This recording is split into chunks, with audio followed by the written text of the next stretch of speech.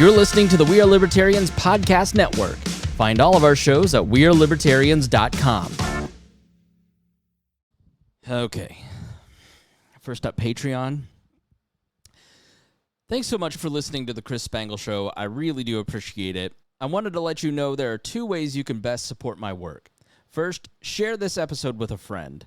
That's the best way that any podcast grows. And second, consider becoming a financial supporter through Patreon or Substack. I use this money two ways. Number one, it supports many other podcasts. The cost to run this show plus the others on our podcast network run several $100s a month. How many darn subscriptions can one person have? I might be setting the Guinness Book of World Records, but it's necessary to make it all work together. And when you pitch in $5, $10, $25, or $100, it keeps the Spangle family from absorbing that cost. The more resources we have, the more we can do in terms of spreading the message of common sense and serving the common good through love, hope, and charity. The other reason is that every show takes 3 times longer than the length of the episode to produce. If one show is an hour long, there are at least 1 hour prepping for the show and 1 hour editing and marketing the show that takes place. And I do it because I love it, to be sure, but when you contribute, it's a great way to let me know that you love it too. I want to especially thank Casey Feldposh and Rhinehold for being a $100 a month patron. And if you want to join the more than 50 others that continue to move this show forward, please visit chris-spangle.com or look in the show notes of the episode for the link. Thank you for considering it. I appreciate it. I'm going to open up my can before. All right, now I'm good. All right, let's get back to some boring subjects. Understand the risk to our country. Freedom brings people together. You're listening to the We Are Libertarians Network. Learn more at wearelibertarians.com. What's going on there? All right, welcome back to the program. I can't hear myself. I need to turn myself up. Sorry, we are rusty. It's been a couple months since we've been back. I'll let you know why, but we're going to talk about, I think, the funniest Trump story in history is that they tried to book the Four Seasons for a press conference and then ended up at Four Seasons Landscaping. This story may have surpassed that. So stay tuned and we'll get in and find out what it is next. Warning, this show is for adults, produced by semi-adults. So the language is sometimes strong and offensive. I don't know what I said. Welcome to We Are Libertarians, where our goal is to help you sound smarter while talking to your friends. We examine current events from a libertarian perspective while treating modern politics with all of the irreverence it deserves. There has been lie after lie. We toss out the screaming heads, put people before political parties, and give context to the news to make you think. Now, here's our host, a 15-year veteran of politics and media, Chris Spangle. Hey, what is up, everybody? Thanks for joining us here on the show. Gotta adjust my mic, sorry. Professionalism at its finest, that's what we're known for. Got Harry talking about opening up his can, Rhinehold snorting in the beginning. I'm off cue. But we're back. We're here, we're together, and we're talking about the reflecting pool. We're going to give you all the details you need to know about the reflecting pool here in just a few moments. But first, let's just catch up a little bit. I've been moving. I'm in my brand new office for the first show here in the brand new office at my new house. It looks on YouTube just like the old office because I took a photo before I tore it all down. And so that's what that is. But if you saw it, it would look... here, let me show you how not cool this is. Harry and Rhinehold are here per usual. Yeah, look at this. Not quite as cool, but this is one of those bonus rooms. Harry, this has no air conditioning in this office. There's no airflow. So my sister-in-law is going to be sleeping on this pull-out couch tonight. So good luck because it's going to be like 90 degrees in here. And the ceilings go like way down. So to get to that bookshelf back there, I have to crawl on my hands and knees. But I've got my office. I've got an office because I had to break down my office at the old house for Matthew so he could have the room. So I didn't have an office. I was doing the podcast from like my bedroom like a troglodyte. It's good to have sacrifices for family, and it's good for your back to bend and, squat down to get to your bookshelf. I really do need to get... go ahead, Rhinehold. I'll say it's good for him for his OnlyFans. All right, so he's already in the bedroom. Yeah, got that back bend already going. Yeah, I need to get with you. I am so after moving for 3 months, we bought the house late February. So we've been moving ever since. Like, you got to paint the house, then you got to move your stuff, and then you got to put all your stuff, and then the thing that went in one place doesn't fit in that place. So then you got to buy new things to put in the places to put your things on. I walk like an elderly person, and I'm only 42. I've got to get with you on yoga. Yeah, got to do it. It feels great. You can move. Like I said, like you can put my sister and I next to each other. We're 9 months apart. She struggles to get off the floor. I bounce right up. Yep. A supple leopard. A supple leopard, as Carrie Starrett calls it. It's or like like everyone's like, oh, everyone's got that dad groan. I just stand up. You're like doing tournaments and stuff for yoga. Yes, yeah, I do competitive yoga. Yeah. How do you compete in yoga? Same way you do compete in everything. You do your very best and you show off. So like it's a really cool, like it's kind of like gymnastics. You like the floor routine where you come up with a yoga routine. Yep. Yeah, you come up with a routine. You got to demonstrate 6 different postures, demonstrating the 3 different categories of yoga for flexibility, strength, and balance. You got to do those at least twice in your routine, each one twice. You got to do a traction, back bend, lift, inversion, spine twist, and a front compression. So is that what you're judged on, or are those the moves that you do?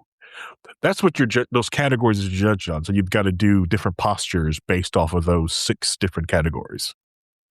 So so you end up, and you've got a book of different postures you can do that are acceptable. Yeah. Sorry, corpse pose is not one of the postures you can do. A lot of people. That's the one I'm really good at. If I don't start exercising, I'm gonna be really, really good at it. So I always tell people, like, if the stiffer you are on the board, you probably should do it. It's and you feel great doing it. Like the competitive part of it forces me to have my own private practice of it. But before, I was just only like, the only time I do yoga is when I went into class. But now that I do it, have to do competitively, have to go on stage in front of people, like, oh, I'm gonna have to go practice on an extra Saturday or have time off, or if this meeting is boring, I'm just going to How do I get started with it? Do I just find a YouTube channel and just do it? You can do that. I don't recommend doing it off a yoga channel or something like a YouTube channel, like that, because to get started, a lot of it is a lot of breath work and movement and being the correct movement. So I really do recommend going to a school to actually learn how to do this. Help develop. When I was doing Pilates, it was like that. Like Pilates is like you'd be holding your thing and they go, no, turn like this, a quarter of an inch to the right, and then all of a sudden what you're doing becomes infinitely harder. Rhinehold's gotta go poop. He'll be right back. It is better with a teacher for sure. It's just hard. The reason I had to stop doing Pilates and Orange Theory, even though I'm down to my lowest weight that I've been since probably middle school. It's hard to find the time with 3 kids and 4 jobs, and my schedule never lines up with their schedule. So how do you manage that part? How do you get into the studio? So I get up at 4 a.m. every day. Oh, yeah, me too. But it's insomnia. It's not intentional. I intentionally get up at 4 a.m. and I make sure I hit the studio about 5 a.m. and I can get my 60 to 90 minutes in and then be back home before most people in the house have even woken up. Yeah. I think that's just what I have to do. I stick around so Reagan can sleep. Lucy just turned 1. Mm-hmm. So we have, we had a little girl a year ago, and Matthew just turned 3. And then we've got a 7.5-year-old. Yep. But Reagan's still not sleeping through the night. So I like to be around in the mornings just to make sure she can get some sleep. But it's killing my exercise. Yeah. But it's also great self-care, even for her. She finds a studio that you like, because you guys can also like trade off on which days you guys can go. Yeah. And it helps build up your network. It's really good for that part of the community aspect of it, because you'll have that shared space, and it's some place that you can go, because like most people only have time for church on Sunday. It's the only time you get to meet people in your community or something is on Sunday. This is you can go Friday, Saturday, Sunday and meet people that show up early in the morning, show in the afternoon, and it's a great way to feel like this communal, and also help raise up your property value if you can find a yoga studio that you can walk to. Oh man, if you can get Reagan to walk to a yoga studio, property values go up 20%. We have one actually. We lived in Fall Creek Place. Sorry, I'm just playing with my new equipment because it didn't look right. We have one now. It's still within walking distance. A longer walk, 10 blocks south. But Rhinehold, the only stretching that Rhinehold does is patting himself on the back at how right he's been about the Trump administration. You've had 14 broken shoulders over the last year and a half. Is that correct? It's this constantly in surgery and getting that taken care of. So I got to the point where I'm hiring out that function now to an assistant because I just can't keep doing it. Is that legal? It's too damaging. Well, in this day and age when everything is pretty much legal, who cares? Well, but see, it's legal if you're on the right team, and you are not on the right team, sir.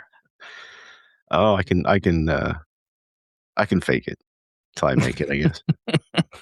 Every time they're in our group chat, we have a group chat that's always rolling. And I thought Harry just quit the show because he didn't respond for 2 weeks. So I was like texting Rhinehold. I'm like, did he quit or does he hate me or what's going on? Because I'm like saying, hey, let's do the show. And then we didn't hear from you for like 3 weeks. No, I'm not going to say anything. That's happened before, but there are other things going on. Yeah. I took a social media break. Just to get McBrandle says there's just so much crap going on. And because I connect through Facebook through a virtual machine, I got it isolated, right? And I have to own the virtual machine. And when that thing broke and I couldn't get into Facebook, I was like, oh, I can just log in. I just choose. I put friction between me and Facebook. And meaning you want to firewall electronically. So you're talking about like a VPN type deal? No. It's just on a different virtual machine. I've got my base desktop that I'm talking about to you now, but then I will remote into another computer that's here at the network on the house, and then that machine goes to Facebook. Okay. So every time I get it, super complicated and not worth it. Why do you do that? I want friction between me and Facebook, and I don't want Facebook looking at everything on this base machine. Second, okay, it's all there. What are you keeping on that machine? What state secrets are you worried about? Facebook sanity. Because when I'm done with social media, I turn off the machine. And like I said, and when it broke, I had to repair the machine or do something else. Instead of doing any of that, I just said, you know what, I'm gonna take 2 weeks off. And I honestly, I didn't want to turn it back on. It felt great. But then I realized Spangle's moving. He's doing all this stuff. And maybe I should call him. But it's if he needs me, he needs to call. He could call me. He could text me. I could call, yeah. And and then I felt bad. It was like, what if he is Spiral and it's wondering that guy? What if everyone else is doing this? But yeah, so you just disappeared, and I was like, oh. And then you showed back up one day. I was like, oh, okay. Yeah, because I had other people reaching out and was like, you haven't sent any memes. Hey, you're sending other people memes and not us? Yeah. I've got a bullshit. group of people that I don't think you want the hentai memes. Whoa, probably wouldn't get it. Whoa. They're not hentai memes. They're just spicy memes. They're not hentai though. Well, so in our group chat, every time a conservative goes over the top and declaring victory, Andrew Bowman or I will put it into the group chat take that, Rhinehold. I almost said your real name. Oh, Rhinehold's totally owned now. And the reflecting pool was one of those stories, Rhinehold, where it's oh, see, look at the reflection. Take that. Look how great it looks for 2 days. I have to say, this is the quintessential Trump story. So I've been working with Claude and Replit to try to build a tool. It's going to cost a little money, but I'm going to get it done eventually, where I can go back and transcribe all 1,600 episodes of this show. And then we can keyword search what we've said in the past. Because I remember reading in 2015, Mike Duncan's book about the fall of Rome, maybe early 2016. And when you read the part in that about the Gracchi brothers and how the norms get broken, and then that starts the de-evolution of the Republic into what became Caesar and Augustus, and then eventually Nero and all of the fall of Rome, right? It's never been like, I don't dislike Trump because he's conservative. I'm more conservative now than I think I've ever been, and you guys can back me up on that. Yeah, It's definitely more lame. Yeah, but it's like when you have power, you have to have a certain character. Otherwise, you take advantage of power. Rhinehold was talking about the traits of narcissism. The story of Narcissist is he's gazing into a pool and seeing his reflection. And, if you had 3 of these 9 traits, maybe pull that up, Rhinehold, and read that off. It was 5 of 9 traits. I could pull up Yeah, and so I just remember were. reading that going, oh, this guy is those guys, and this is not going to end well. And it hasn't.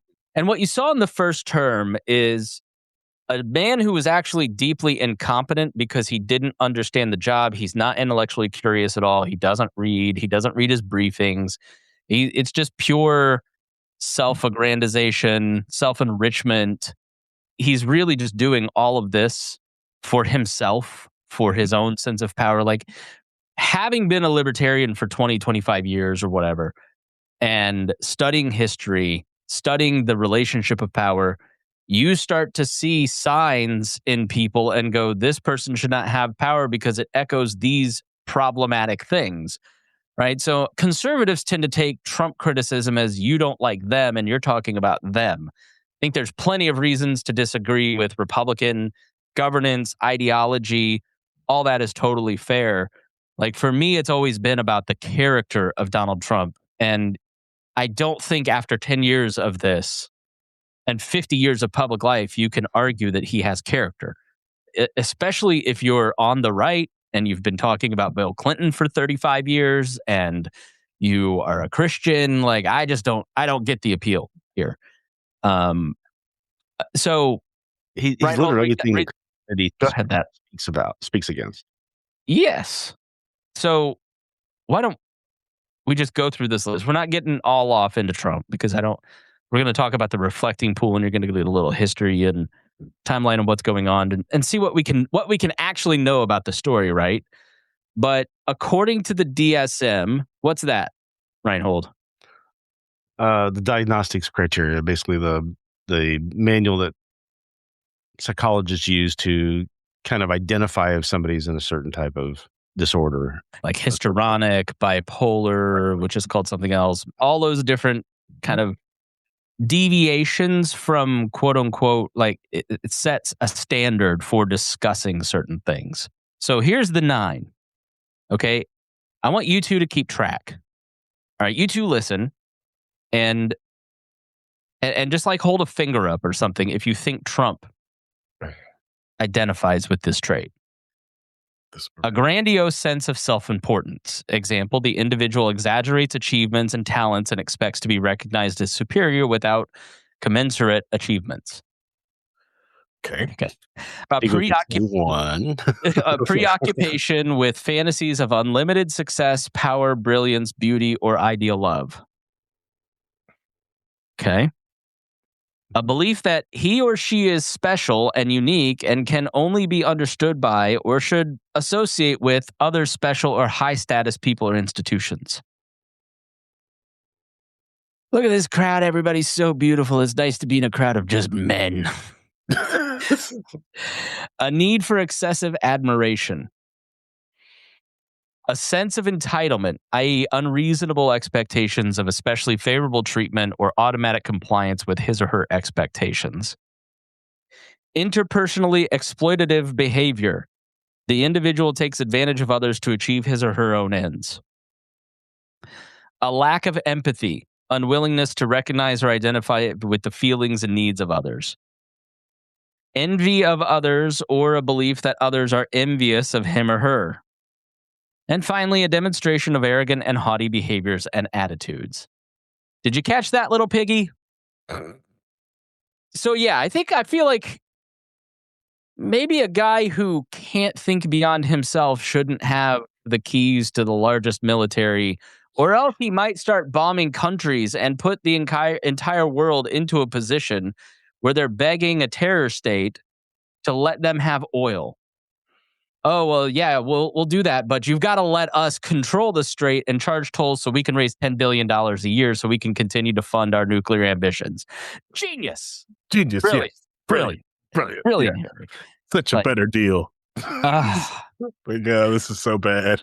We'll talk about Iran next episode. Maybe we can make up for lost time and do an episode in a week or two or something. But everything that happens there just goes stales every night. It was like another drone attack this morning for us, but last night. But yeah. So anyway. Yeah, I mean to me the reflecting pool, there were a lot of good, if you were a conservative Republican, there were a lot of really good wins in that first term. Yes. Tax cuts, the additional Supreme Court justice and all these different things. A lot of that happened because of the conservative Republican establishment that was there that he continually beat up. Mitch McConnell, Mike Pence, Dan Coates, like all these people who were there who were like curbing the real Donald Trump and managing the bureaucracy, which is the point of bureaucracy. Bureaucracy is a check and balance on power because, so for instance, Richard Nixon used to get drunk at night, call one of his chiefs of staff and say, hey, let's bomb Cambodia. And what they would do is they would ignore it. Let's launch missiles at France. Weird, crazy stuff. If he brought it up a second time, then they would actually do it. But if he just said it once, they ignored it, right? And that was kind of the approach to the bureaucracy around Trump in the first term. Yeah. Because he's fundamentally a criminal who doesn't understand what he's doing, and he's deeply incompetent. You really saw that in the COVID era, which is why he lost to a corpse, someone who was barely functioning. It's just the Democrats are like, I'm not one of those. Harry, you may be one of these people. You're so anti-Trump that you become a Democrat. Man, I have. I'm not that guy. I'm not that guy. Like, I'm not a Democrat, but I also understand that some too many of these Republicans are lapdogs. So it's like, I can't have you because like you're not listening to me. And I'd rather give someone a vote for a no vote. Right. But I'm definitely not a Democrat. Like, but I also give, but it's weird to not, especially here in Indiana, to like watch people do just that. They're just like, what, screw it. If we're going to be this much in debt and like this, I want these things. We're going to do these things. I'm like, all right, cool, whatever. Because some of the stuff, because it's one thing is like Trump is, I gotta put it, a lot of the things that he pushes for under the guise of calling it conservative Republican, the knee-jerk, the way he did it, because Rhinehold talks about this, the way he did it is so jarring that people are like, no, I don't want that, and we're running the opposite direction. A lot of these regional hospitals, these small regional hospitals, they're going away. It is.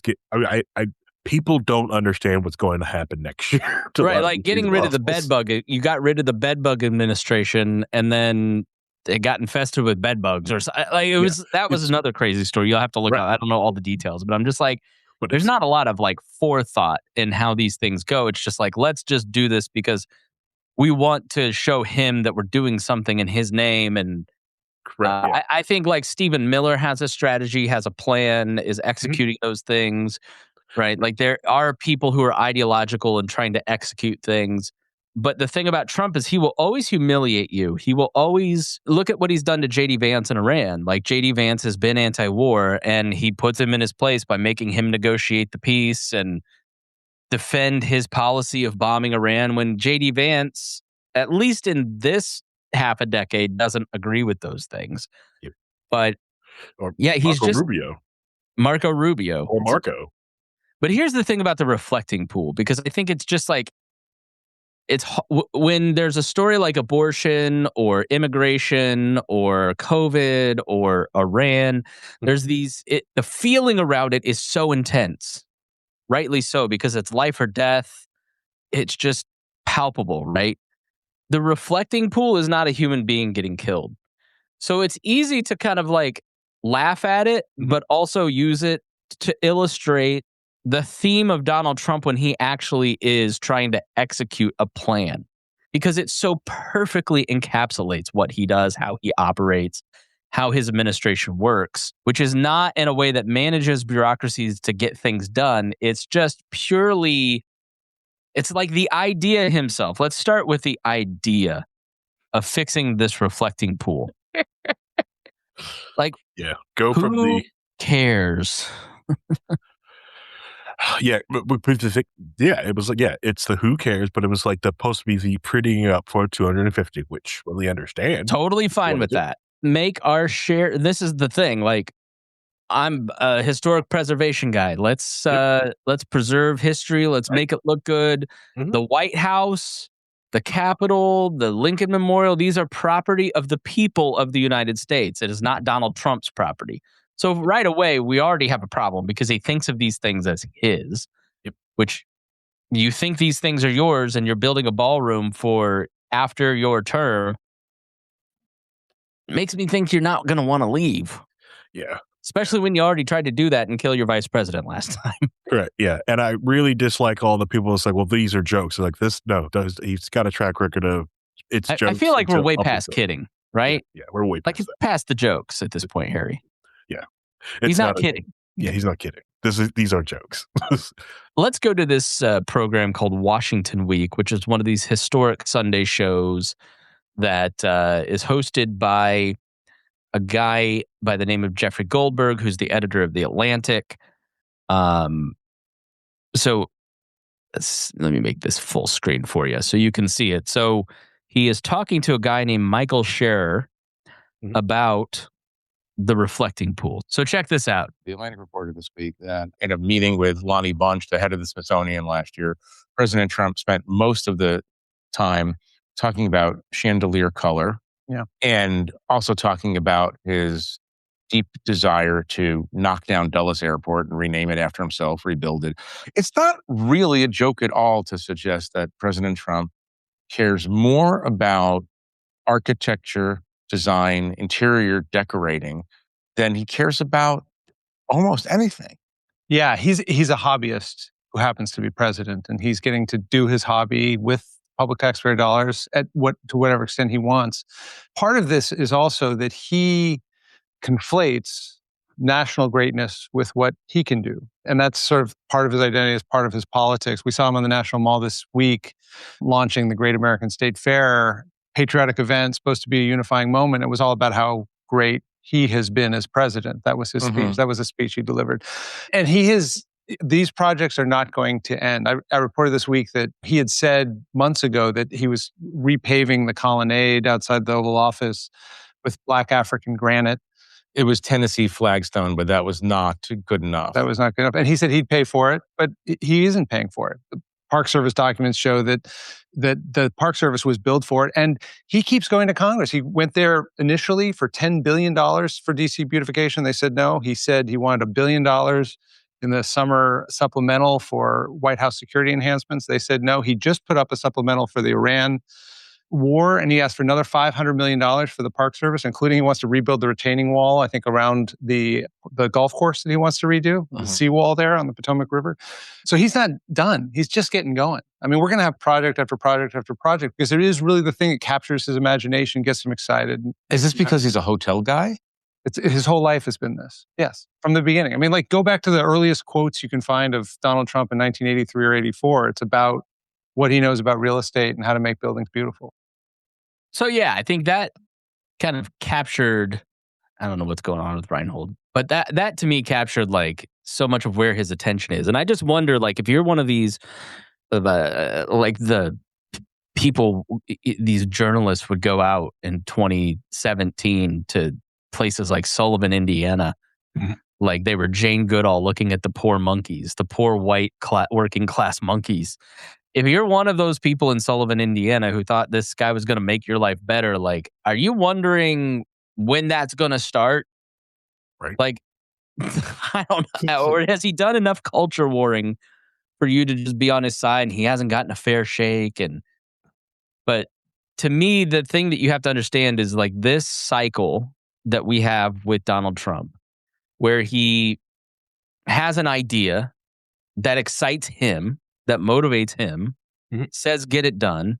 He ignores all the rules, all the process to protect public property from people like him. They went back to the company that resurfaced it under Obama, and they said this can't be done. Not in the time frame you're doing, not this color. Like it's just not going to happen. So he ignores the experts in that thing. He overspends to get done what he wants to get done. Then when it gets done, he declares historic victory. Like, look at this, libs. You libs, you all hate this. You hate that I'm winning. Look at the White House is putting out pictures of the reflections on the water, and Obama couldn't do this. And then it ends in total failure and humiliates Donald Trump. And he gets self-conscious because now all of a sudden the liner's floating up and on and on. So he has to make up a conspiracy theory about how he's winning and the enemy within is sabotaging him. And then the next stage that we're not at yet is, well, this doesn't matter. This isn't a story that matters. Like, I agree with you. I don't think any of this matters. But when the issue does matter, this is the pattern. You don't listen to people. You do what you want to do anyways. It goes badly. Then you blame people who aren't responsible. And in this case, it does matter to the 7 people who are being arrested who may or may not have done anything. Yeah. They're taking away their freedom because you're embarrassed, which is the exact opposite of justice. And then, so you're making up conspiracy theories, and then we're all going to pretend that this didn't matter. The guy drove his motorcade over the Rhino liner that was placed on the stupid thing before the glue had dried. Yeah. Maybe some of the heaviest vehicles in the world just drove over the ground. Right.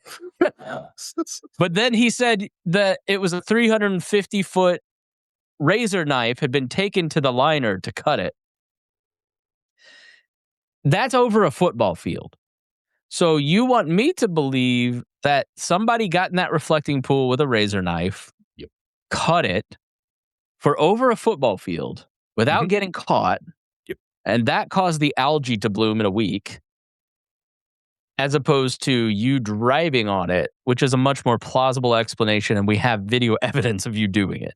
Like, it just boggles my mind why we're here. And Rhinehold, his video's not working, but we're going to add him anyways so we can hear him. But I mean, do you both feel like I'm kind of on target with this theory that, like, look, this is a great story because it doesn't matter, but it perfectly encapsulates Donald Trump's ability to lead? Yeah. Well, or inability to lead. Inability. So that's the thing, is that he can't accept responsibility. He's got to blame it on somebody else. He can't. The buck can never stop with him. It's always his enemies. This is always an excuse to attack his enemies. Everything lines up with how he treats every single issue or anything that comes across his desk, because this is his modus of operandi. It's always somebody else's fault. He always is right, and he'll find any scapegoat he can to blame somebody else other than himself, because it's that narcissistic mentality that he has. It's always somebody else. It can't be me because I am perfect. Yeah. It's also like a good test for the MAGA people in your life to see if they've got free will left.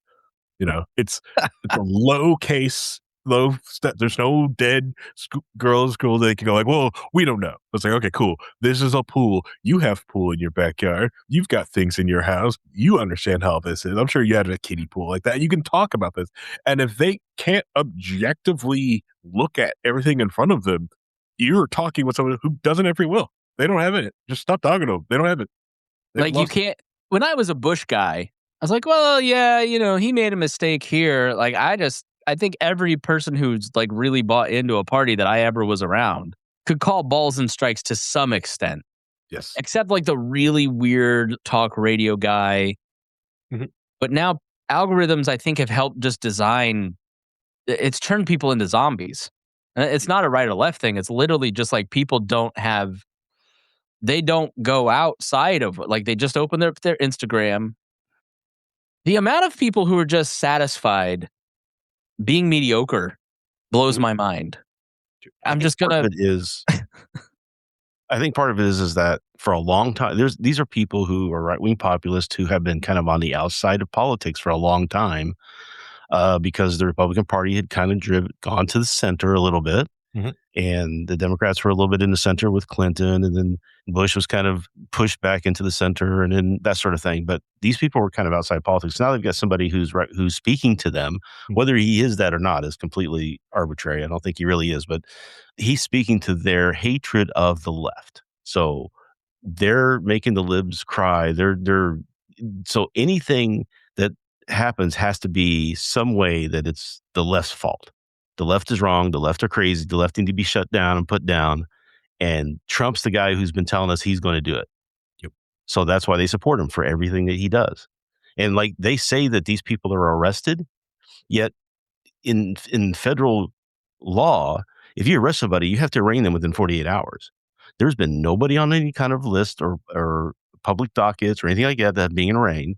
There's no names. There's no pictures. There's no mugshots. You cannot tell me that if they didn't have video evidence of somebody vandalizing the pool or their name and picture or something, that it wouldn't be 24 hours on Fox News. Well, yeah, but haven't you seen the video of the woman pulling up the patch of the liner?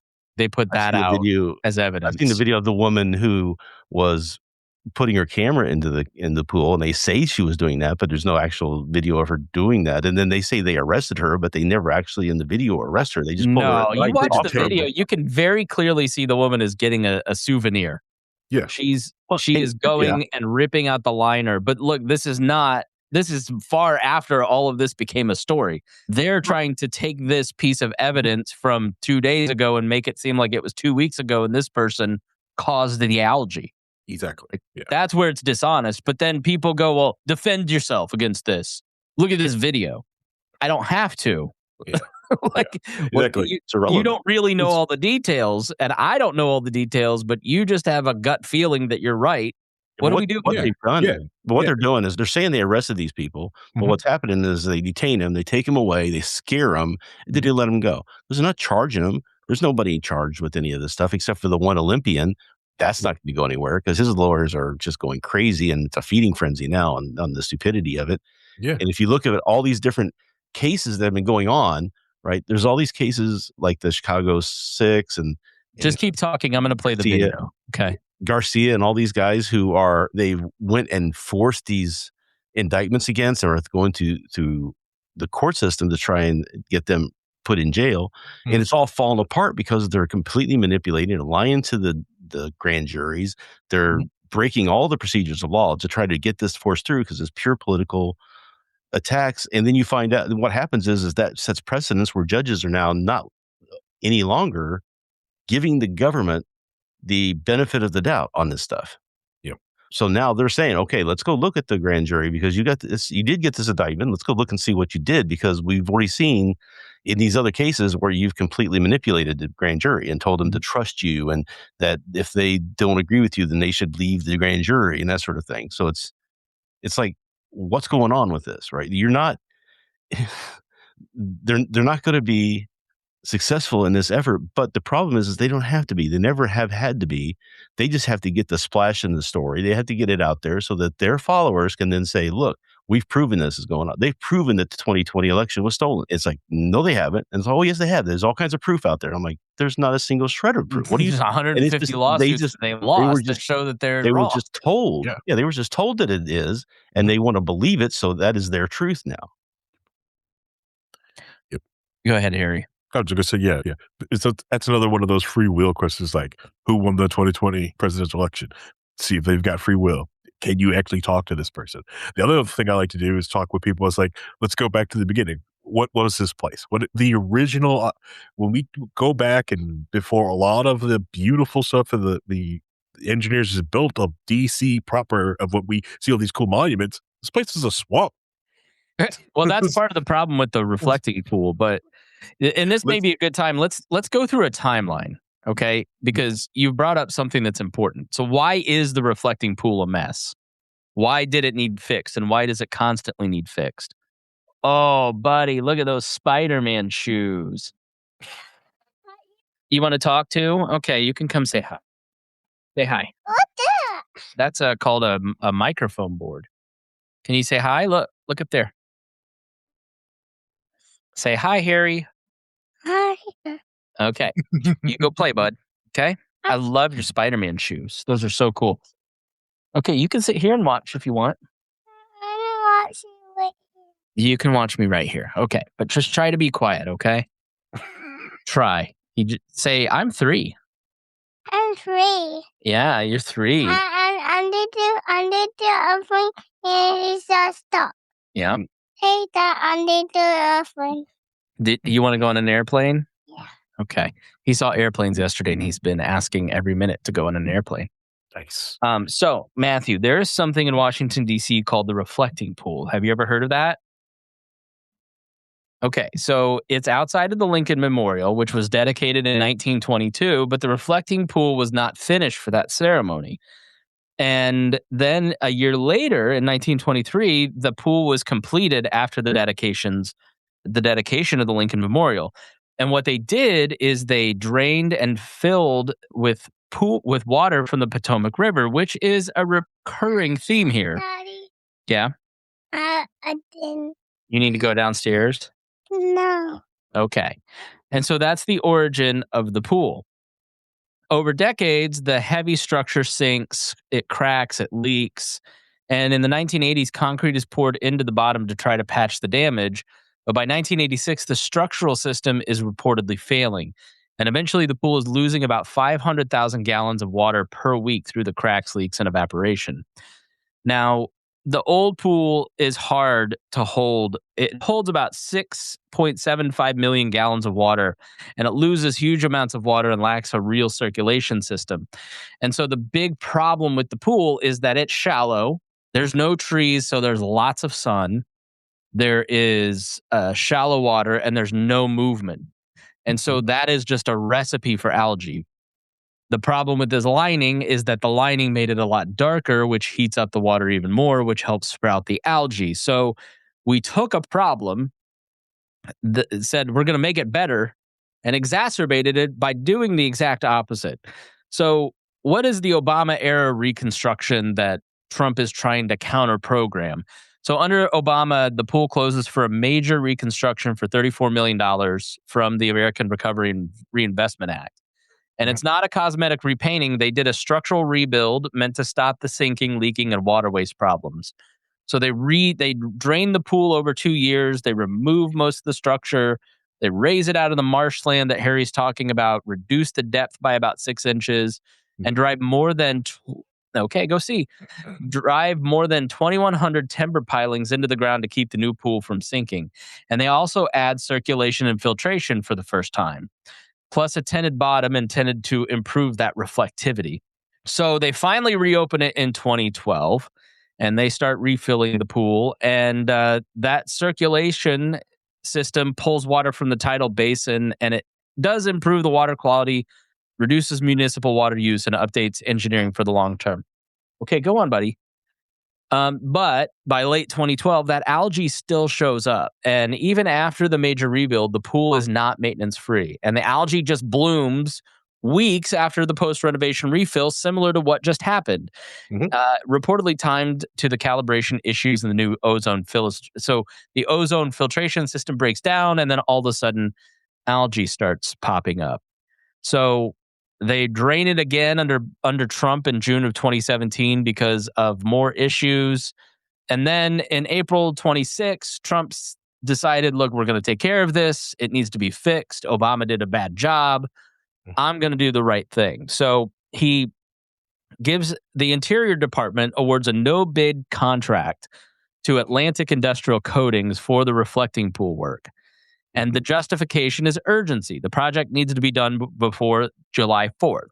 The plan is to install an epoxy primer over the concrete slabs and a tinted polyurea liner in a color Trump calls American flag blue.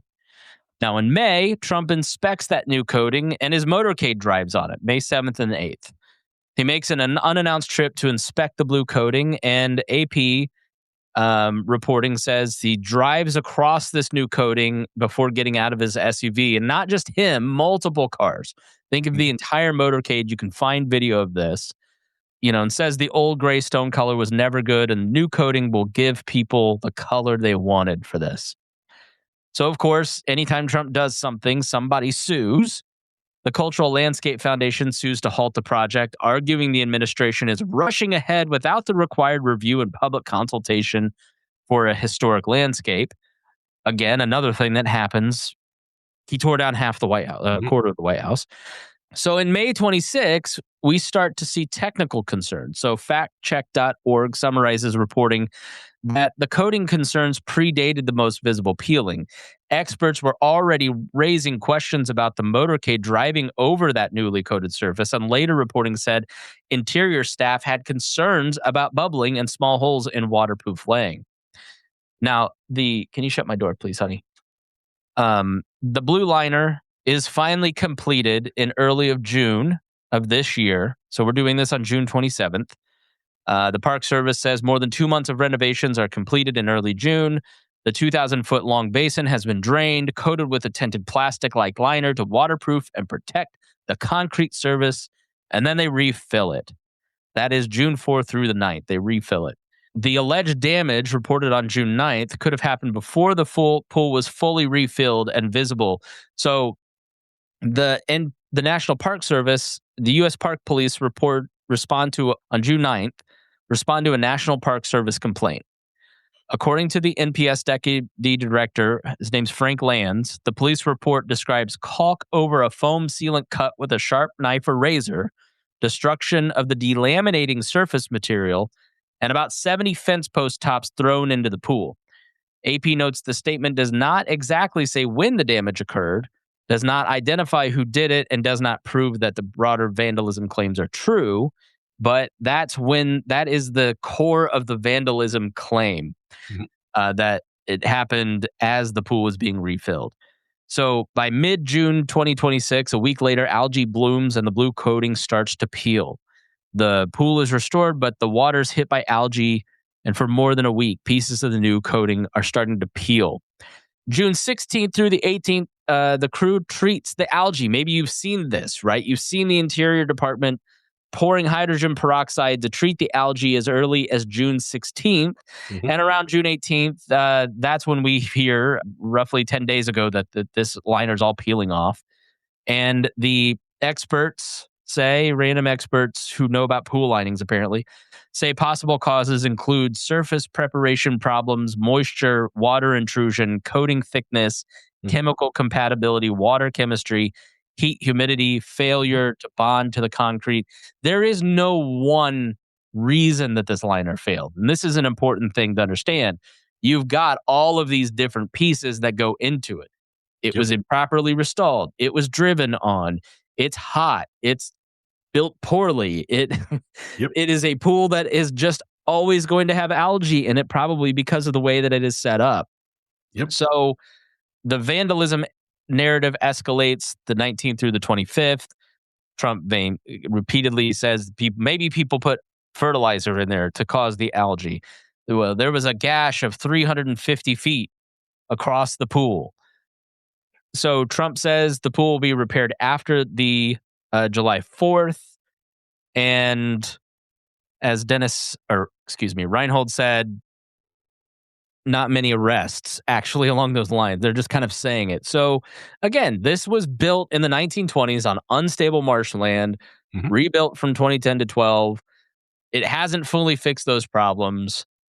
The problems that it had, the rhino lining, literally like the truck bed lining that you put on your car, like similar to what was put down, isn't going to fix it. And so those are the details of kind of the history and what's been going on. If you're not really sure about what this is, like what jumped out to you, Harry, as I read through some of these details? I think one, the Rhino line of things. So tons of dads with their pickup trucks who only move laptops around and justify not to let people move with their pickup truck because they got pickup trucks to move in.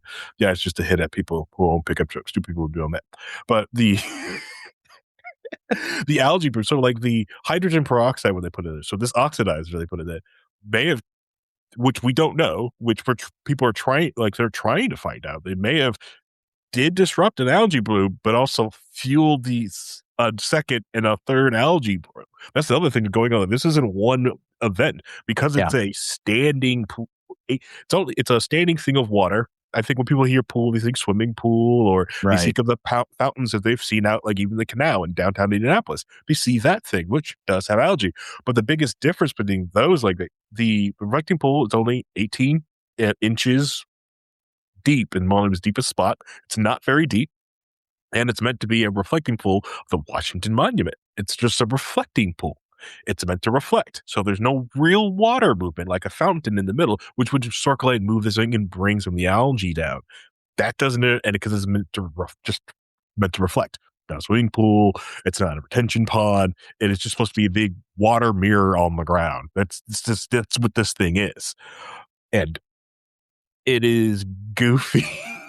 That all these, like, the one thing that could solve the issue of like getting this thing to is the just going out and doing the water filtration underneath the Lincoln Monument. There is space to put stuff like that. If they were going to spend that much money, that would have been the thing, to put a tank of water down there and a filtration system in a tank, so it's easy to do these things. They spent that money to set up. Yes, there's space underneath the Lincoln Monument. It's not a conspiracy theory at all. That there's concrete in there, because that is all swamp. It's all swamp. It's literal swamp. This is where all this was raised from. They always have to keep reinforcing and checking the concrete, making sure all the other the gigantic monuments inside of Washington, D.C. aren't sinking back into the marsh where they came from. All that beautiful Indiana limestone that's there won't go back into the ground. Yes, it's Indiana limestone. It's ours. Is it? So I did not know that. Most of it's Indiana. Well, I know, like the Lincoln Memorial and the Capitol and some of that. That's like Indiana. I didn't know that the base of this was Indiana limestone. That's cool. Most of it's a lot of it's like a lot of the glass is all even from like the dunes inside of Indiana, Indiana too. A lot of it. The Indiana is that's us there. That's all our stuff out there. So let me give you two more notes about this before we go to Rhinehold. The company that did that work in 2010 under Obama was approached to do this work. And they just said that it was not feasible. And they just didn't think that you could renovate it in a way that would be suitable, that would work. They didn't want to have to come out and keep redoing work that was going to fail. And so who got the contract? It was a company called Greenwater, which is ironic because they were trying to make it blue water. And long story short, part of why this story is so funny to me, I may need you to switch the layout back after we get done with this, but this is the guy here, okay? He got a no-bid contract. This guy doesn't technically own the company because he went to jail for bribing James Traficant, the congressman. And the guy looks like a Dick Tracy. And didn't Harry, I mean, look at this guy. Every single fifth grade classroom had a kid that looked like this. Ours was named Charles. He was such a nice guy, Jehovah's Witness. But I swear he was in fifth grade and had the mustache. But that's exactly what our guy looked like. I guarantee you had one that looked like him too. Probably. So a Dick Tracy character. He does. He looks like a Dick Tracy character. But, you know, they're just the ones who said they could do it. So they got a no bid contract, Rhinehold. Well, yeah. It lives close too. So. Exactly. So, yeah. Well, and that's another example too, is because initially it was, hey, this is a guy I used before. And then when things started to have a problem, what does Trump say? I don't know who this guy is. Somebody recommended him to me. I never met him before. It's the same pattern. Michael Cohen, who is that? Yeah. It's just funny. It's to see. But that one thing I want to bring up too is that a lot of people who are complaining about this is like, at least it didn't cost as much as Obama spent, and Obama didn't fix anything. And I'm like, that's not really true, because Obama did a lot more than just, reline it and put in some filtration system. It was losing 500,000 gallons like a day. It was something like that. And they stopped that. That is no longer an issue because he did that work. So it did stop that specific aspect of it. And then look, Barack Obama wasn't out there doing the work. Yeah. Like right. But like Barack Obama was competent enough to say to the National Park Service, hey, let's do this. Correct. Or maybe somebody did it and Barack Obama had no idea any of this was happening. That's part of why bureaucracy exists. Yep. It can be great and it can be horrible for those reasons. Yep. Right? But it was just part of the scheduling of the maintenance on it. That's all it was. It was just scheduled. Exactly. It was the system taking care of the system's property. And I think that's a big distinction here, Rhinehold, is like, it wasn't Barack Obama doing it. Like it's accepting Trump's framing that somehow he's responsible for everything. He owns everything. He's doing everything. And that's what the president does. And that's not how this works. That's not how America's founding worked. It is how it works now, currently, because we're letting it happen. And that's the biggest problem, is that for a long time, people were saying, well, we have a system in place that would prevent this sort of thing from happening. And what we found out is, no, we don't. We think we do, as long as people respect it. But if somebody gets in and does not respect it, has enough support for people who just want him to take and do what he needs to do, or what they want him to do, how do you stop it? Because we don't have enough guardrails in place. We need more guardrails of government to stop them from being able to do this. To police government. Yeah. Yeah. Or we need a lot less government and more guardrails for the government. Yeah. How about that? I mean, he got rid of all the people who were put in place by Congress to inspect what the executive is doing, to make sure that the executive wasn't doing anything nefarious. And he fired all those people. And the Supreme Court said, yeah, that's cool. So obviously he has the power to do this, right? He has the power not to be indicted or arrested for anything he does. He's immune. Everybody says nobody in the country is immune from prosecution. Well, the president is now. We've proven that, and he can do whatever. My understanding of how when I grew up was a long time ago. Back in the day, long time ago, long time ago. And the idea in my mind was that Congress made the laws, and the executive branch executed those laws faithfully, as his oath says, to faithfully execute the laws of the land. The Congress makes the laws, the president executes them. The president just doesn't change the law or ignore the law or do whatever he wants to do just because it feels good to him and he doesn't like the way Congress had put the law in place. They're supposed to do what the law says, and the law has very specific processes, and he's just ignoring all of them. Yep. And he's getting away with it. So obviously he has the power to do that. Yeah.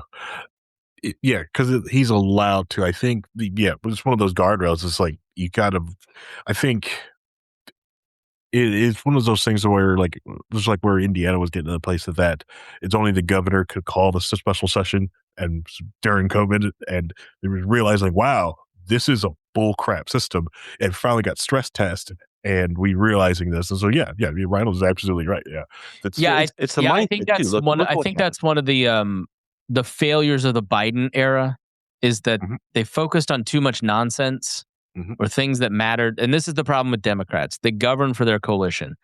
Here's the breakdown of the parties. The Democrats are a coalition party. They exist of coalitions who then find enough collaborations to make this person the person. And that's why it's always breaking down with Democrats. Republicans have always been a top-down group. We're just behind this person. We're going to do whatever they say. The Libertarians are not functional because they're a coalitional party too. And so instead of spending the Biden years passing legislation for new amendments or whatever, they just sort of were, let's please our coalitions. It just was so unfocused in terms of the actual threat. And it was up to the Democrats to solve the threat, because the Republicans, Mitch McConnell, was never going to do anything. He should have charged him with that last impeachment, and he didn't do it. And Mitch McConnell is totally responsible for the second term and what happens as a consequence. Yep. Right. Yep. And you see what happens now is that we now have we have the Vice President of the United States saying, can you believe they got rid of Nixon for that little thing that he did back in the 70s? I mean, that would be a 12-hour news story now, and it would be on to something else, that horrible thing that the president did that should be impeached for. It's just constant daily stuff that Nixon, if Nixon done one of those things, he's out.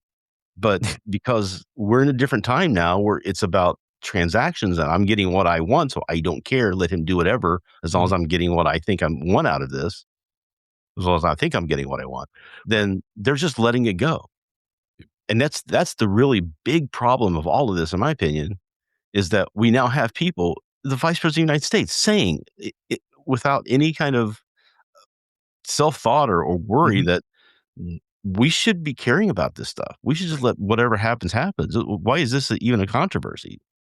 Why are we questioning? Yeah, I mean, that to me is like the hilarious thing about the freak out of like New York City electing a communist congressperson. I don't know anything about the story, but like I just kind of see Republican friends posting like WIBC, the local talk station. Is socialism going to take over Indiana next? Well, that's why they're fifth place. And right. I'm sorry, like the stories from conservative media about socialist takeovers this week has been hilarious. It's like Republicans control the Supreme Court, the presidency, both houses of Congress, the vast majority of state legislatures and governorships. Like you're in charge, not that one mayor in New York City who's pretty irrelevant in the grand scheme of power. It's very powerful in New York City, but like this is not a signal that socialism is going to take over the state with a supermajority Republican party. And even if it does, how is it different from now? And it's so different. This person. I mean, Mamdani. That's a great point. Hold on, Rhinehold. Mamdani might get into office and start taking shares of companies. Right. Yeah, we'll bail you out, but we're going to own your company. That's a horrible thing. How would even anybody support that? Yeah. You know what's funny is that all the pieces that Trump has got in all these companies now, that the government has all these companies because of Trump, none of them have made a dime. Yeah, because Rhinehold, the government can't even clean a pool right. Clean a pool. What do you think that they're going to suddenly be able to run companies? Every ad for pool cleaning on Facebook that I see, I just tag Donald Trump in it now.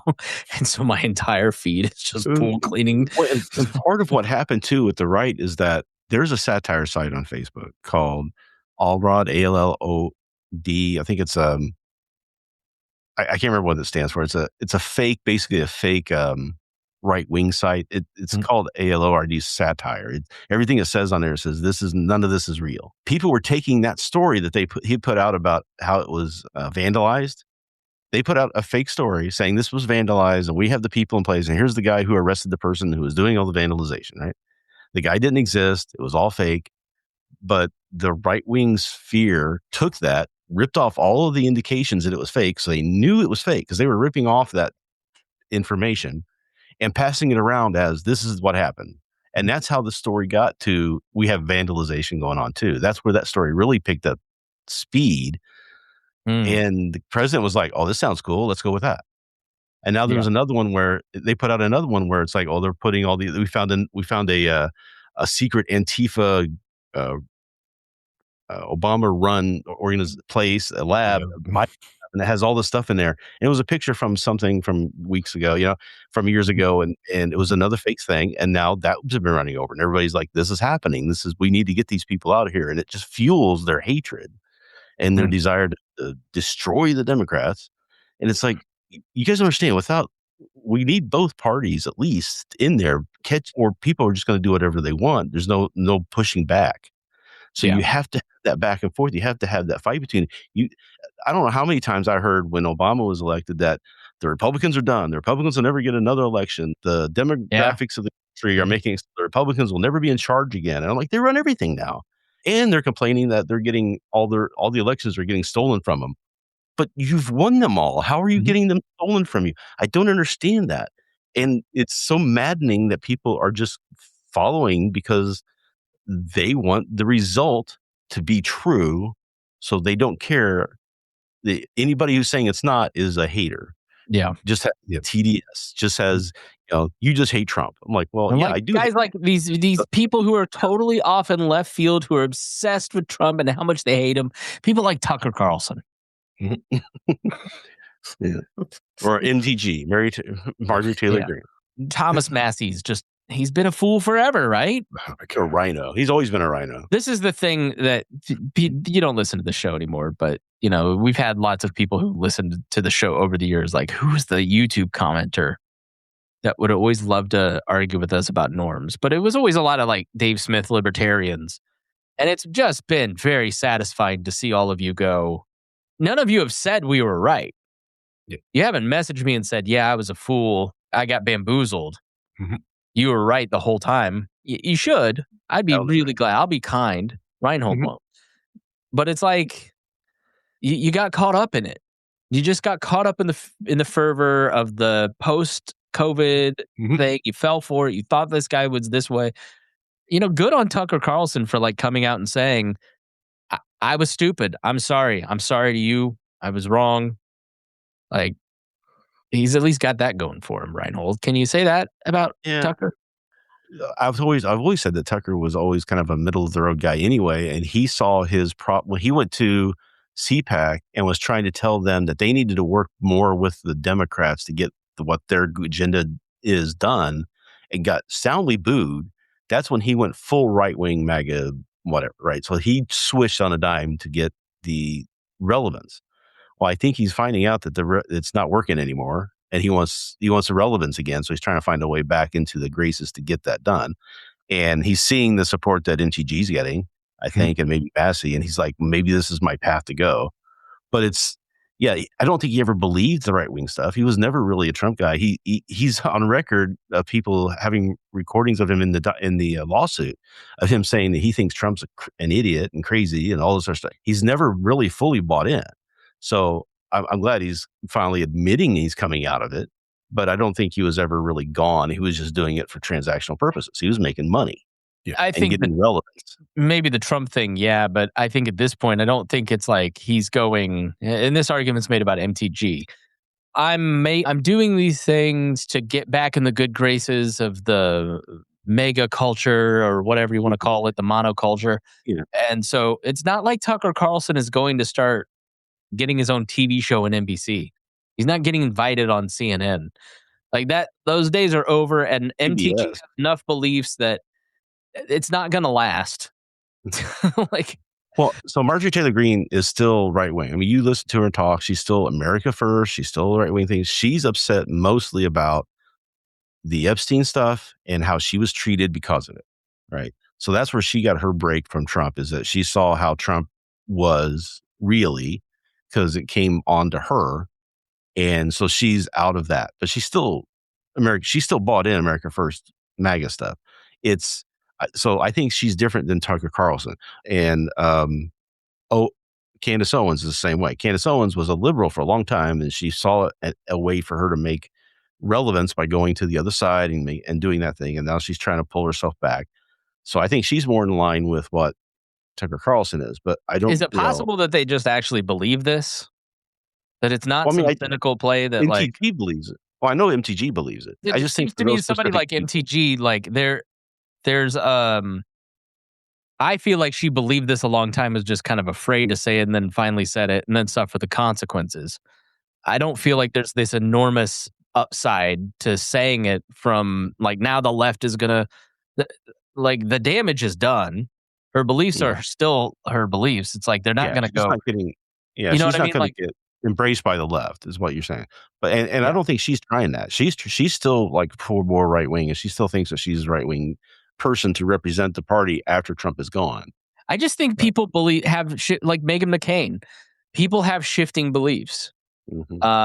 People don't believe the same thing now that they may have believed 10 years ago, right? I don't think that we always have to. I think some people do go. I think Candace Owens is a great example of somebody that is totally transactional, who is doing things to kind of be popular. Yeah.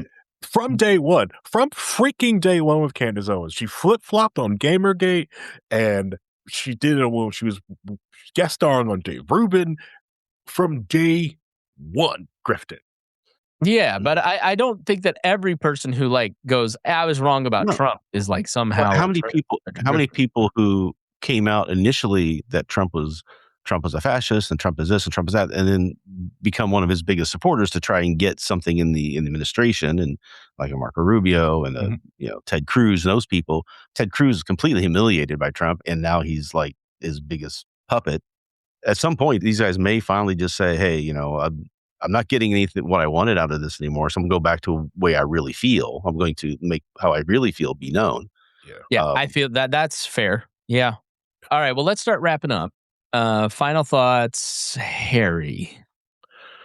All right. So I do recommend when trying to have this conversation about the reflecting pool of people is do that free will test. Make sure they've got free will, because if they don't, there is no point of having that conversation. You're just going to end up frustrating yourself because this person is not, they're bad faith. They're not playing for that. So there's no point of having the conversation.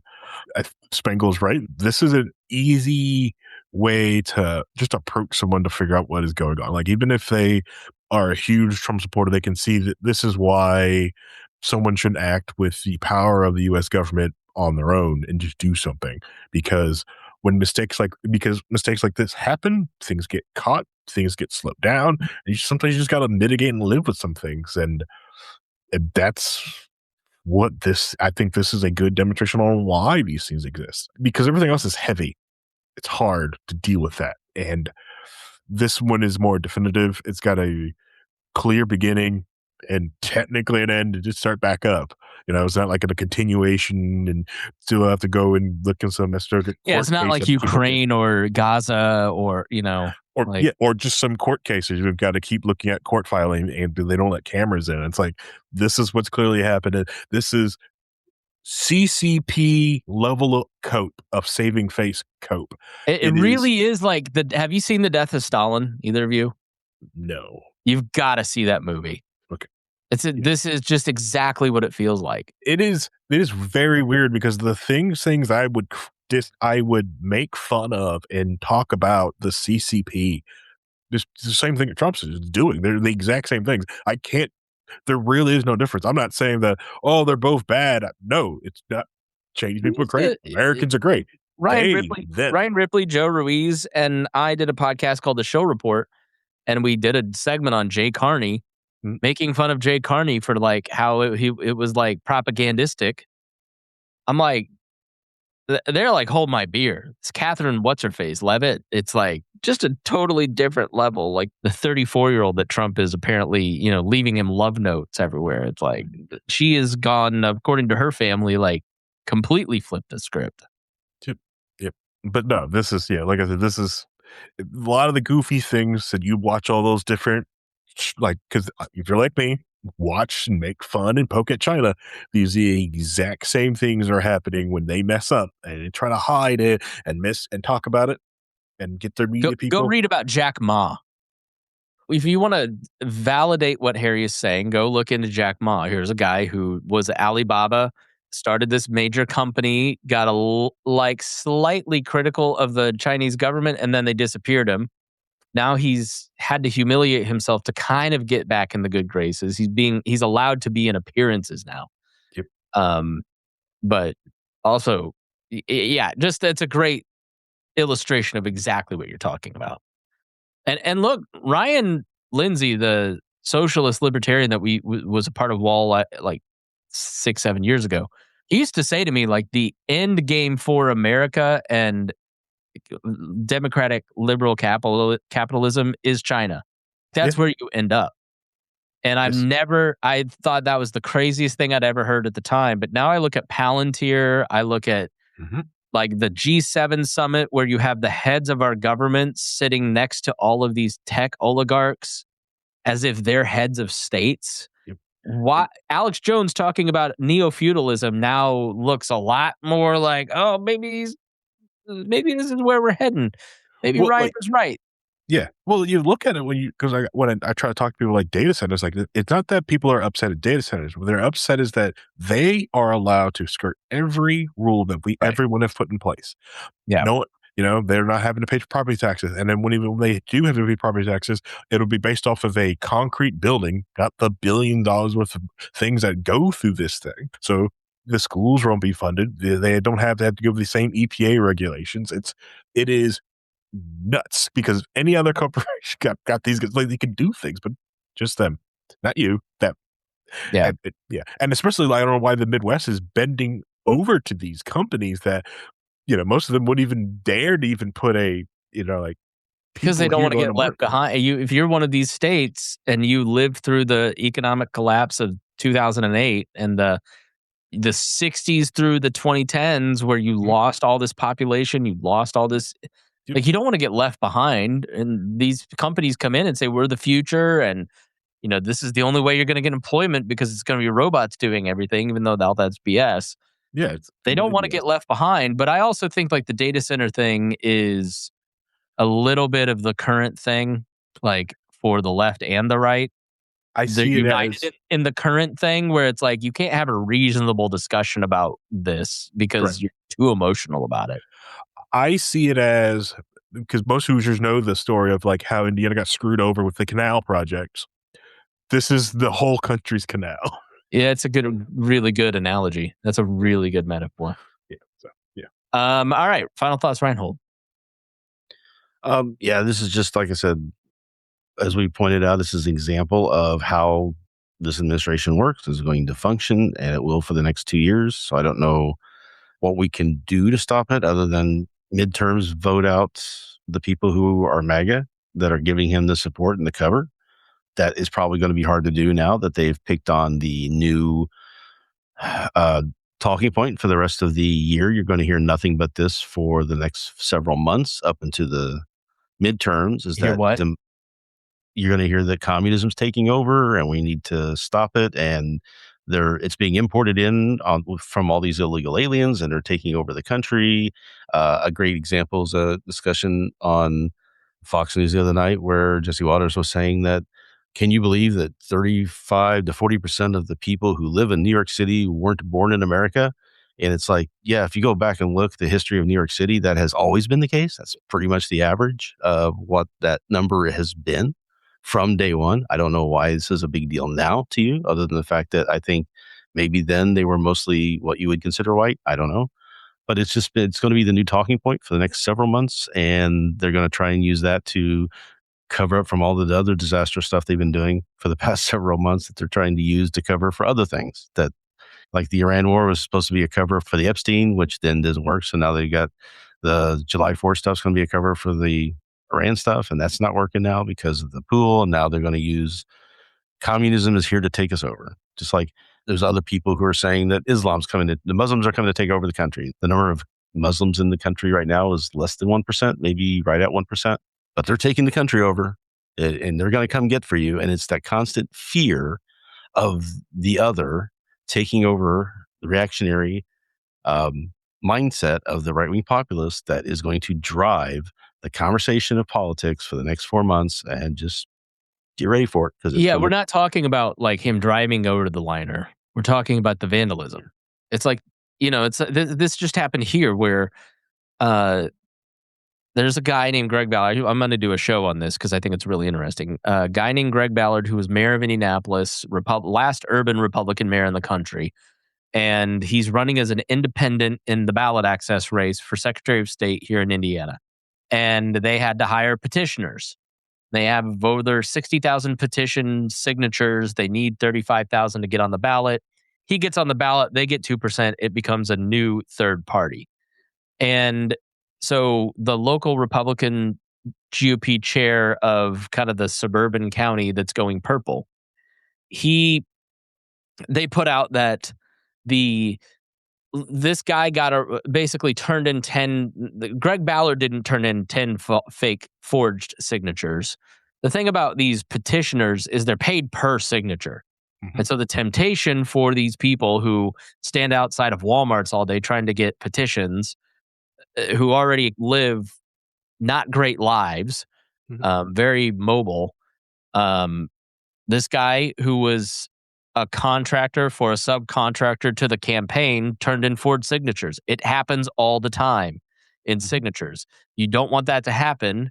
Yeah, there's a law against it. It didn't deter this person. Let's get rid of signatures. Just put them on the ballot. And so the Republicans are trying to have this stolen election narrative out of these 10 signatures out of what's going to probably be 70 to 80,000 signatures. 10 out of, but that little nugget then can be used to propagandize. And the local media just printed it. Like the TV stations specifically just took the story, well, we got a comment. The fifth paragraph is the comment from the Ballot campaign, but the first 4 paragraphs are all just adopting this entire pretext. The media just completely adopted the narrative and played on the Republicans' turf. It was very disappointing and silly. Yeah. And that's what's happening with the reflecting pool. We're talking about vandals, and did the vandalism happen, and did this happen? It's like the police shootings over the last 20 years. Mhm. Well, did he have a gun? Did he have a hoodie on? Did he blah, blah, blah? No, the problem is the power of the police department, and they think that they can execute young black men and get away with it. Yep. That's the problem. It's not, did this guy do something? Did he have a criminal record? It's the people with power and how they're executing it. Anyways, that's my final word. Thank you both for being here. Well, thank you for listening to We Are Libertarians here on the Chris Spangle Show. We're so glad to be with you, and we'll be again with you soon.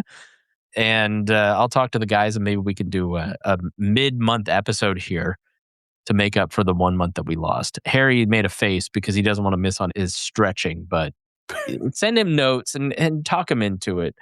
All right, thanks, guys. We'll see you soon here on We Are Libertarians.